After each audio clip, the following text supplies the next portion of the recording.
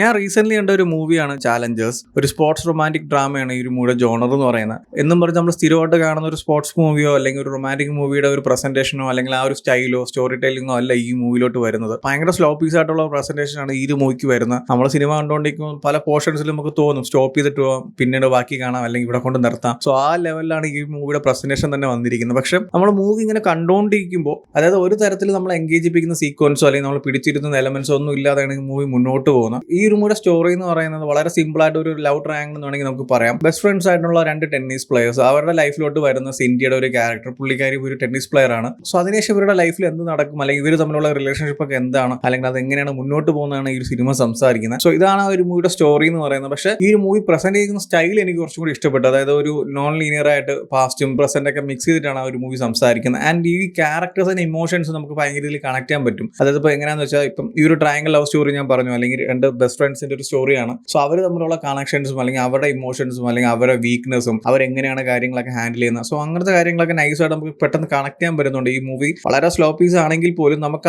ആ രീതിയിൽ ആ ഒരു ക്യാരക്ടേഴ്സായിട്ട് കണക്ട് ചെയ്ത് നമുക്ക് പോകാൻ പറ്റുന്നുണ്ട്. സോ എന്നാലും ഞാൻ നേരത്തെ പറഞ്ഞ പോലെ തന്നെ ചില പോർഷൻസിലൊക്കെ വരുമ്പോൾ നല്ല ബോറടിച്ച് നമുക്ക് സ്റ്റോപ്പ് ചെയ്യാനൊക്കെ തോന്നും. പക്ഷെ എന്നാലും മൂവി ഇങ്ങനെ ആ ഒരു ഫ്ലോയിൽ ഇങ്ങനെ കണ്ടുകൊണ്ടിരിക്കുകയാണെങ്കിൽ പിന്നീട് വരുന്ന ഒരുപാട് സീക്വൻസും അല്ലെങ്കിൽ പിന്നീട് വരുന്ന കാര്യങ്ങളും ആ ഒരു എലമെന്റ്സും ക്യാരക്ടേഴ്സ് തമ്മിലുള്ള കാര്യങ്ങളും അല്ലെങ്കിൽ അവരുടെ ആ ഒരു പോക്കും അല്ലെങ്കിൽ അവരുടെ ലൈഫിൽ എന്താണ് നടക്കാൻ പോകുന്നതൊക്കെ നൈസായിട്ട് തന്നെ ഒരു മൂവിയിൽ പ്രസന്റ് ചെയ്യുന്നുണ്ട്. ഒരു നോൺ ലീനിയർ ആണ്, ഒരു സ്പോർട്സ് ഡ്രാമ എന്ന് ഞാൻ പറഞ്ഞായിരുന്നു. പക്ഷെ എന്നും പറഞ്ഞ് ഭയങ്കര എൻഗേജിംഗ് ആയിട്ടുള്ള സ്പോർട്സ് സീക്വൻസും അല്ലെങ്കിൽ ഭയങ്കര മറ്റേ കിടിലം മാച്ച് അല്ലെങ്കിൽ സിനിമയുടെ ക്ലൈമാക്സിലോട്ട് വരുമ്പോൾ ഒരു അടിപൊളി മറ്റേ കിടിലം ഇവന്റ് അങ്ങനെയൊന്നുമല്ല. ആ ഒരു എൻ്റെ ഒരു മൂവിയിൽ ആ ഒരു സ്പോർട്സ് ഇമ്പോർട്ടൻ്റ് ആയിട്ട് തന്നെ സംസാരിച്ച് പോകുന്നുണ്ട്, ടെന്നീസ് ഒക്കെ. പക്ഷെ അതിന്റെ ഒരു എക്സിക്യൂഷൻ ഉണ്ടല്ലോ, ആ ഒരു മാച്ചസ് ഒക്കെ അടിപൊളിയായിട്ട് തന്നെ ഒരു മൂവിയിൽ പ്രസന്റ് ചെയ്തിട്ടുണ്ട്. ആ ഒരു സീക്വൻസ് ഒക്കെ നൈസ് ആയിരുന്നു. ആ ബെസ്റ്റ് ഫ്രണ്ട്സ് തമ്മിലുള്ള മാച്ചസും അല്ലെങ്കിൽ ഇവർ മൂന്നുപേരുമായിട്ട് അത് എങ്ങനെ കണക്ട് ചെയ്ത് മുന്നോട്ട് പോകുന്നു. സോ അങ്ങനത്തെ കാര്യങ്ങളൊക്കെ നൈസായിട്ട് തന്നെ മൂവി സംസാരിച്ച് പോകുന്നുണ്ട്. എസ്പെഷ്യലി കുറച്ചും കൂടി നമുക്ക് ഇൻട്രസ്റ്റ് ആയിട്ട് തോന്നുന്നു, അല്ലെങ്കിൽ അടിപൊളിയാണെന്നുള്ള ഒരു ഫീൽ നമുക്ക് കിട്ടുന്നതെന്ന് വെച്ചാൽ ഈ ഒരു മൂവി സ്റ്റാർട്ട് ചെയ്ത് കുറെ കഴിഞ്ഞ് ആ ഒരു മൂവിയുടെ കണ്ടന്റ് ഒക്കെ ഇങ്ങനെ സംസാരിച്ച് ആ മൂവിയുടെ എൻഡിലോട്ട് പോകുമ്പോഴാണ് ഈ ഒരു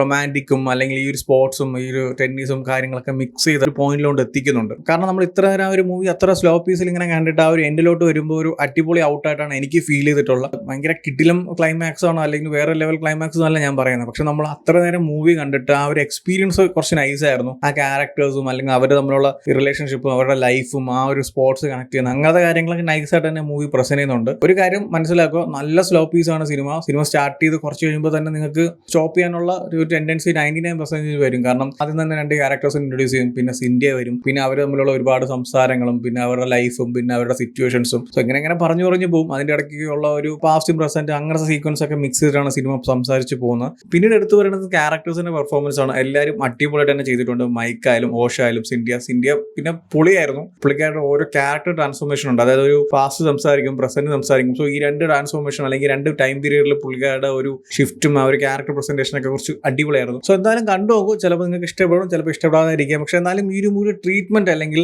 ഈ ഒരു മൂവിയുടെ പ്രസന്റേഷൻ കുറച്ച് നൈസ് ആയിരുന്നു. നമ്മളിപ്പോൾ എപ്പോഴും ഒരു എൻഗേജിംഗ് ആയിട്ടുള്ള അല്ലെങ്കിൽ ഭയങ്കര ത്രില്ലടിപ്പിക്കുന്ന മൂവീസ് ഒക്കെ കാണുമ്പോൾ ഇങ്ങനത്തെ ഒരു മൂവീസും അല്ലെങ്കിൽ ഇങ്ങനത്തെ ഒരു ഫേസിൽ സംസാരിക്കുന്ന മൂവീസ് ഒക്കെ കാണുമ്പോൾ ഒരു വേറെ തരത്തിലുള്ള ഫീലാണ്. സോ എന്തായാലും കണ്ടു നോക്കൂ. ഓൾറെഡി ഈ മൂവി കണ്ടവരാണെങ്കിൽ നിങ്ങളുടെ ഒപ്പീനിയൻസ് എന്താ വെച്ചാൽ കമന്റ് ചെയ്യൂ. വീഡിയോ ഇഷ്ടപ്പെട്ടാൽ ലൈക്ക് ചെയ്യൂ, ഷെയർ ചെയ്യൂ. ഇതുപോലത്തെ കൂടുതൽ വീഡിയോസിന് ചാനൽ സബ്സ്ക്രൈബ് ചെയ്യൂ. Thank you so much.